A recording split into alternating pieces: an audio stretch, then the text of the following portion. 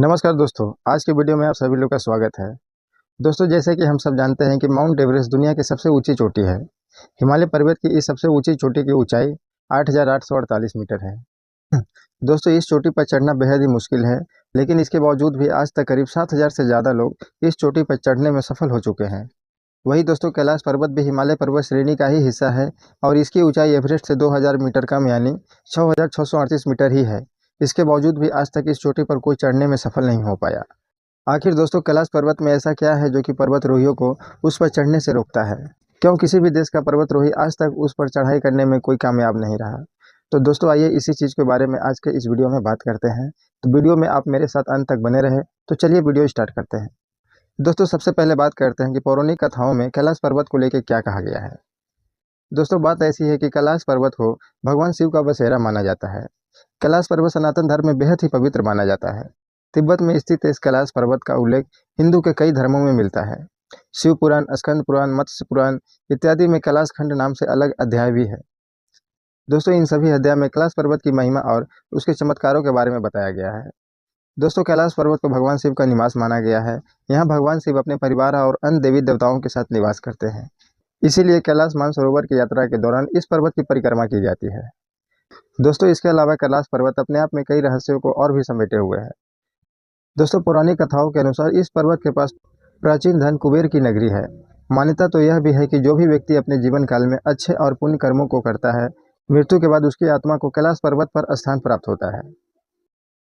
वही दोस्तों, कुछ पर्वतारोहियों का यह कहना है कि पर्वत के नजदीक पहुंचने के पास ही एक अजीब सी ध्वनि निकलती है और ऐसा महसूस होता है जो कि ओम की तरह लगती है। दोस्तों, कैलाश पर्वत के बारे में एक कथा और भी प्रचलित है। यह कथा यह है कि कैलाश पर्वत भगवान शिव का निवास स्थान है। इसीलिए इस पर्वत पर कोई भी जीवित इंसान नहीं चढ़ सकता है। केवल ऐसा वही व्यक्ति कर सकता है जिसने जीवन में कभी कोई पाप ना किया हो, वही कैलाश पर्वत पर चढ़ सकता है, या फिर उसके मरने के बाद उसकी आत्मा ही कैलाश पर्वत पर भोलेनाथ की शरण में आ सकती है। दोस्तों, ऐसे में एक बात सामने आती है कि क्या यह कथा वाकई में सत्य है या फिर इसकी वास्तविकता कुछ और है। दोस्तों, कैलाश पर्वत का यह रहस्य ऐसा है कि जो कि दुनिया भर के पर्वतारोहियों को लंबे वक्त से परेशान करता आ रहा है। दोस्तों, इसीलिए इस रहस्य को सुलझाने के लिए जब तब कई कोशिशें भी होती रही। एक रिपोर्ट के मुताबिक वर्ष 1999 में रूसी वैज्ञानिकों की एक टीम ने कैलाश पर्वत की संरचना पर शोध करने का फैसला किया।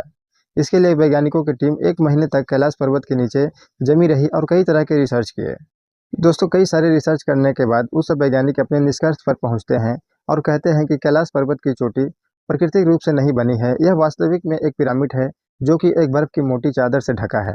इस पिरामिड को उन लोगों ने शिव पिरामिड कह के पुकारा।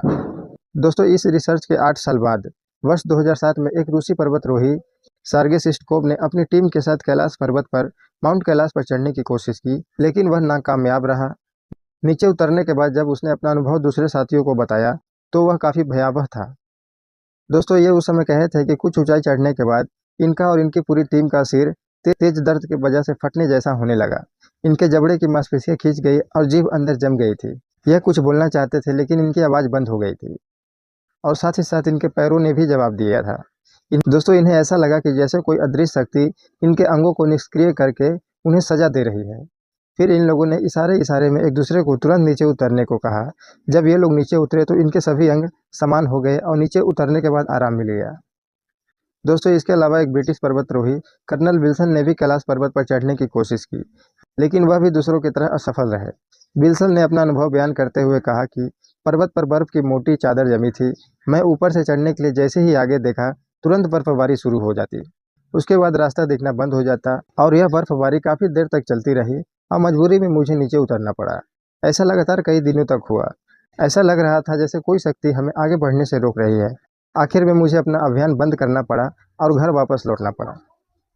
दोस्तों, इसके बाद चीन ने भी कैलाश पर्वत पर रहस्यों को सुलझाने के लिए अपने कई पर्वतारोहियों को इस पर चढ़ने के लिए कहा, लेकिन दुनिया भर में रह रहे हिंदुओं और बौद्धों और जैनियों का इसका इतना विरोध किया कि चीन की कम्युनिस्ट सरकार को इस पर रोक लगानी पड़ी। उसके बाद आज तक किसी ने भी इस पर्वत पर चढ़ने की हिम्मत नहीं दिखाई। दोस्तों, इसके अलावा कैलाश पर्वत पर चढ़ाई करने वाले अन्य पर्वतारोहियों का यह भी कहना है कि जो व्यक्ति इस पहाड़ पर चढ़ने की कोशिश करता है, उसके सिर का बाल और नाखून तेजी से बढ़ने लगता है, उम्र तेजी से ढलने लगती है, चेहरे पर बुढ़ापा झलकने लगता है। जो भी व्यक्ति आगे बढ़ने की कोशिश करता है, वह मति भ्रम का शिकार होने लगता है। उसे आगे का रास्ता दिखाई नहीं देता है उसके एक एक अंग निष्क्रिय होने लगते हैं। इसके अलावा चढ़ाई करने वाले व्यक्ति का हृदय का गति में भी परिवर्तन होने लगता है। ऊपर चढ़ने पर कोई भी इंस्ट्रूमेंट काम करना बंद कर देता है। इसके अलावा और भी कई ऐसी कठिनाई आती है जिसकी वजह से कैलाश पर्वत पर चढ़ना मुश्किल हो जाता है। दोस्तों, आप इस कैलाश पर्वत के बारे में क्या सोचते हैं? कमेंट बॉक्स में अपना राय जरूर हमारे साथ शेयर करें। तो दोस्तों, आज के वीडियो में बस इतना ही। फिर मिलते हैं किसी अगले वीडियो के साथ। तब तक के लिए नमस्कार।